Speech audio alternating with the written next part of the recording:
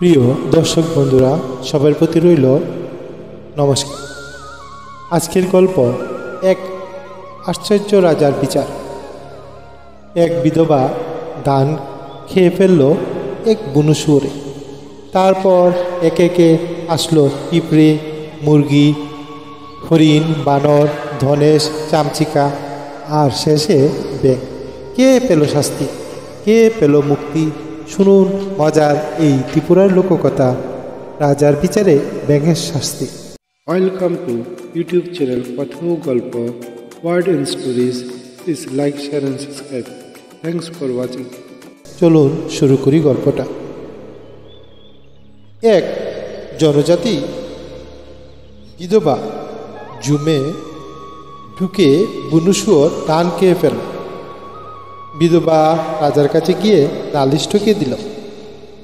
রাজা সঙ্গে সঙ্গে সিপাহীকে হুকুম দিলেন সেই শুয়োরটাকে ধরে আনতে। যেমন কথা তেমন কাজ, শুয়োর ধরে আনা হলো। রাজা শুয়োরকে জিজ্ঞেস করলেন, কেন তুই বিধবার জুম খেলি রে? এখন তুই কি সাজা পেতে চাস?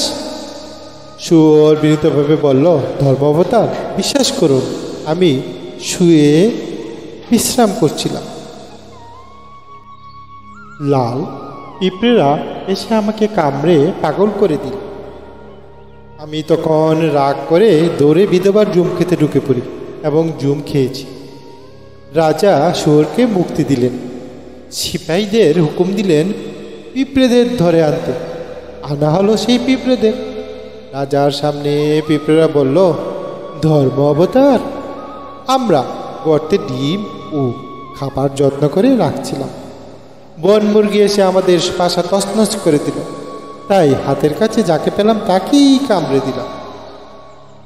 সেই রাজার আদেশে পিঁপড়েরও ছাড়া পেয়ে গেল। আনা হলো অপরাধী সেই মুরগিকে। মুরগি বলল, ধর্ম অবতার, আমি বাসায় বসে ডিম তা দিচ্ছিলাম। হঠাৎ এক হরিণ কোথায় থেকে জানি দৌড়ে এসে আমার বাসার উপর দিয়ে ছুটে যায়। সে পায়ের তলায় আমার ডিমগুলি সব গুড়িয়ে দিয়ে গেল। তাই আমি দুঃখে সুখে ইশারা হয়ে লাল পিঁপড়ে ডিমগুলি খেয়ে বাসা তছনছ করেছি হুজুর। সেই কথা শুনে মহারাজা তাদেরকেও মুক্তি দিয়ে দিল সে মুরগিকে। ধরে আনা হলো হরিণকে। হরিণ কোমল স্বরে বলল, ধর্ম অবতার, ধর্ম অবতার, আমার তো কোনো অপরাধ নেই। আমি ক্লান্ত দেহে গাছে শুয়েছিলাম। উপরে গাছের ডালে এক দুষ্টু বানর একটি ফল নিয়ে লুফালুফি করছিল। তার হাত ফসকে ফলটা এসে আমার পিঠের উপর ধপাস করে বলল। পিঠে পড়া মাত্র বিপদের আশঙ্কা করে আমি প্রাণপণে দৌড়াতে থাকি। আমি কি করার ছিল বলুন? আমার তার কোনো উপায়ই ছিল না। সব শুনে রাজা হরিণকেও মুক্তি দিলেন। আদেশ দিলেন বানরকে ধরে আনতে। বানর বেচারা করজোরে বলল, মহারাজ, আমি গাছের মগডালে বসে মনের সুখে ফল নিয়ে লুফালুফি করছিলাম, খেলছিলাম। আচমকা এক ধনেশ পাখি আমার কানের কাছে হ্যাঁ চু করে উঠল। আমি হসকচিয়ে গেলাম। ফলটা হাত থেকে পড়ে গেল। আমার যে কোনো দোষ ছিল না। এবার রাজার আদেশে মুক্তি পেল সেই দুষ্ট বানর। আবারও ধরে আনা হলো সেই অপরাধী ধনেশ পাখিকে। রাজা তাকে হাঁচির কারণ জিজ্ঞেস করল। ধনেশ পাখি মিষ্টি সুরে বলল, ধর্ম অবতার, ধর্ম অবতার, আমি বাসায় বসে আমার ডিমগুলি তা দিচ্ছিলাম। হঠাৎ এক চামচিকা এসে সোজা আমার নাকের ফোকরে ঢুকে গেল। নাক সুরসুর করতে আমি হেঁচে ফেললাম। বলুন, আমার কি করার ছিল? আর কি কোনো উপায় ছিল? সব কথা শুনল মহারাজ। সে ধনেশ পাখিকেও মুক্তি দিল। রাজার আদেশে ধরে আনা হলো চামচিকাকে। চামচিকাকে বিনীত সুরে বলল, ধর্ম অবতার। সেই চামচিকা বিনীত সুরে রাজাকে বলল, ধর্ম অবতার, বড় দুঃখের কথা। আমার অন্তরঙ্গ বন্ধু সেই ব্যাঙ, সে আমাকে তার বাড়িতে নিমন্ত্রণ তো করলো। আমি খুশি মনে নিমন্ত্রণ খেতে গেলাম বন্ধুর বাড়ি। দুজনে মনে অনেক কথা বলছিলাম, মনের কথা সব শেয়ার করছিলাম।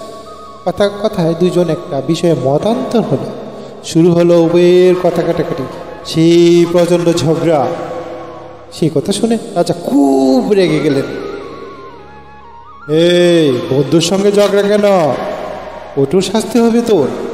চামচিকে কাছুমিচু করে মহারাজাকে বলল, ধর্মাবতার বিশ্বাস করুন, আমার যে কিছু করার ছিল না।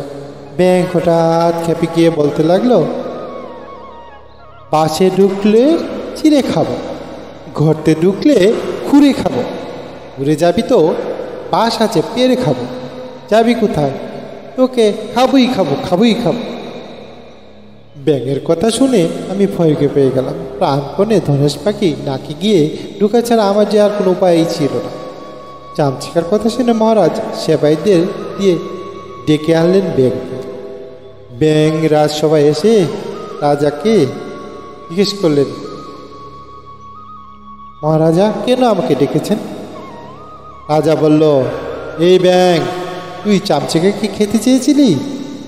ব্যাঙ সত্যি সত্যি বলল, আগে ধর্মাবতার, ওর সাথে আমার ঝগড়া হয়েছিল যে আমি রাগের মাথায় ওকে খাবো বলেছি। রাজা এ কথা শুনে ব্যাঙকে শাসিয়ে বলল, দেখ তোর কতগুলি প্রাণী তোর জন্য কষ্ট পেল।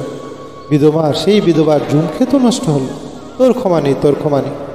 রাজা সিপাহীদের হুকুম দিলেন, বন্দুকের গাদা দিয়ে ব্যাঙের কোমর দাও কষে এক ঘা। সেই যে হলো, এই ঘা খেয়ে সিপাহীদের আঘাতে ব্যাঙের কোমর গেল ভেঙে। তখন থেকে সে ব্যাঙ আর সোজা হয়ে হাঁটতে পারে না। এটা ছিল ত্রিপুরার লোককথা অবলম্বনের গল্প। গল্পটি কেমন লাগলো? যদি ভালো লেগে থাকে তবে লাইক, শেয়ার ও সাবস্ক্রাইব করবে। পরবর্তী গল্পে আবার দেখা হবে। ততক্ষণ পর্যন্ত তোমরা খুব ভালো থাকবে। ধন্যবাদ সবাইকে গল্পটি শোনার জন্য। চ্যানেলটি লাইক, শেয়ার ও সাবস্ক্রাইব করার আমাদের প্রতি বিশেষ অনুরোধ রইল।